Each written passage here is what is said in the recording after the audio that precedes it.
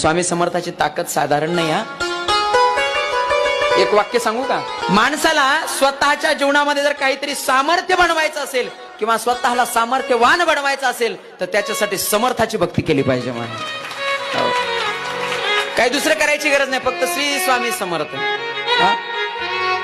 बघा ना, तुम्ही तुमच्या जीवनातलं जर संकट तुम्हाला दूर करायचं असेल, बरेच माणसं जीवनामध्ये त्रस्त असतात. काही ना नोकरीमध्ये अडचणी येतात, जीवनामध्ये अडचणी येतात, धनलाभ होत नाही, संसारामध्ये सारखं काही ना काही गारणं चालू असतं.